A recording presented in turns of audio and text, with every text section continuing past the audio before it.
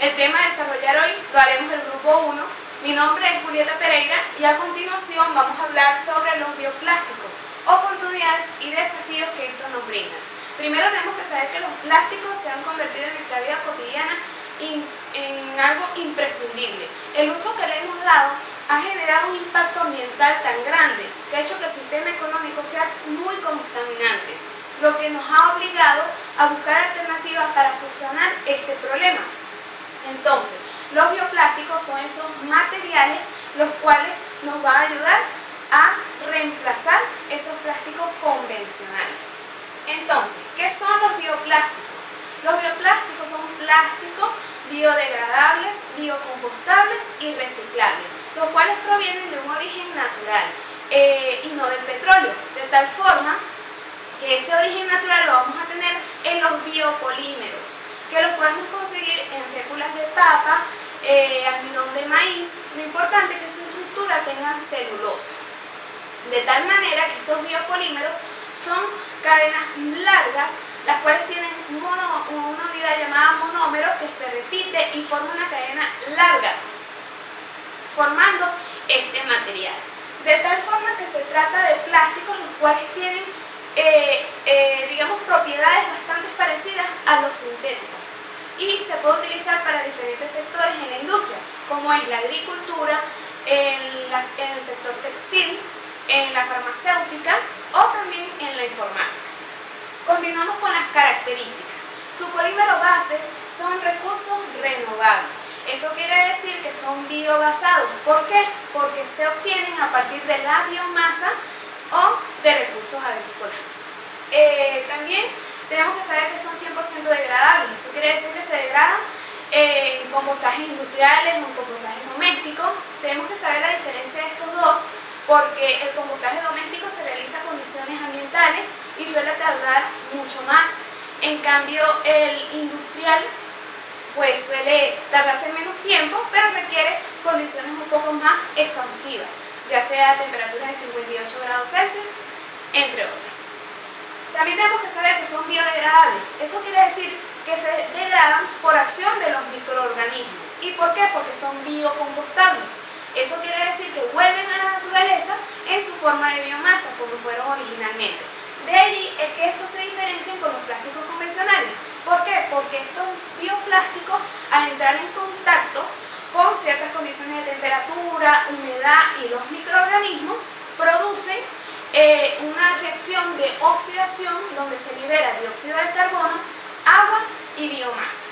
Estos también son resistentes y versátiles. Como ya vimos, se pueden utilizar para diferentes sectores en la industria. También ahorran energía. ¿Por qué? Porque el proceso consume muy poquita energía porque es de forma natural, porque se realiza a través de fermentación.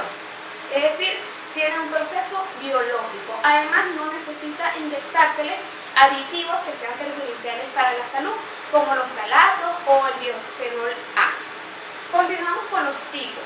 Tenemos el primero de ellos como el ácido poliláctico, el cual es un poliéster que se obtiene a partir del ácido láctico, pero a su vez este se genera por fermentación con bacterias a partir de sustratos que sean de origen vegetal, y lo más importante es que contengan esa materia prima, lactosa, glucosa, sacarosa, como en el caso del maíz y del trigo, que se utiliza mucho para este bioplástico. Estos son biodegradables y biocompostables.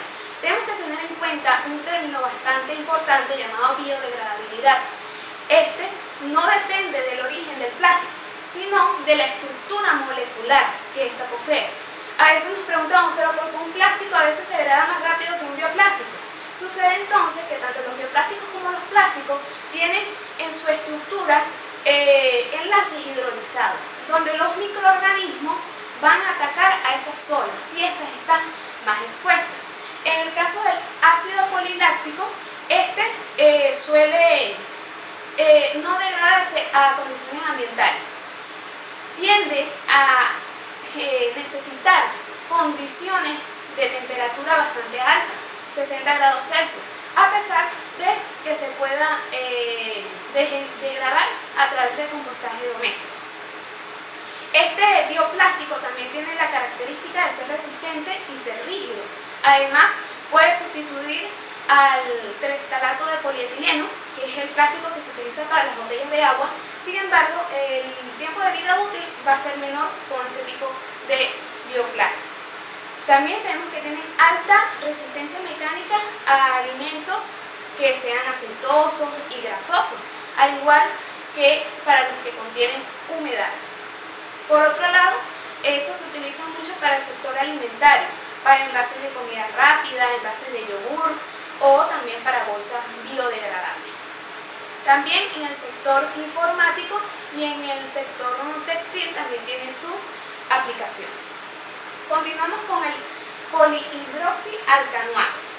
Este es un poliéster que también se obtiene a partir de la fermentación con bacterias, pero de una materia prima vegetal y o también por lípidos. Estos son biodegradables y biocompostables. Además, no son tóxicos, son elastómeros termoplásticos. Eso quiere decir que si se le suministra unas altas temperaturas, él suele deformarse o ser flexible, pero después cuando se enfría tiende a ser rígido. También es más o menos elástico, tiende a tener una barrera contra la humedad y se utiliza mucho en el sector automovilístico y para la elaboración de tapones y de bolsas. Continuamos con el polihidroxibutirato, el cual es un termoplástico fundible, procesable y que tiene una estructura semicristalina, la cual se obtiene por fermentación, pero de materias primas que sean carbohidratos, en este caso. También son biodegradables y biocompostables, son muy rígidos, también forman una barrera contra la humedad y contra los aromas. Además, se suele degradar a 30 grados Celsius, pero necesita de suelos, lodo y agua de mar para lograr este objetivo. El almidón termoplástico. Por su parte,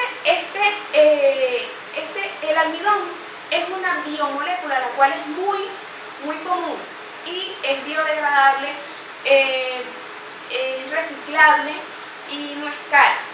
Y tiende a modificársele su estructura de forma muy fácil. ¿Por qué? Porque su estructura es cíclica y con los enlaces de hidrógeno hace que forme una estructura rígida y de alta cristalinidad, lo cual permite que sea mezclado con otros biopolímeros para poder mejorar sus propiedades mecánicas. Aparte de eso, se puede utilizar para el sector alimentario también, para tazas, tazones, cartones de huevo, bolsas de basura y bolsas de compra. Gracias.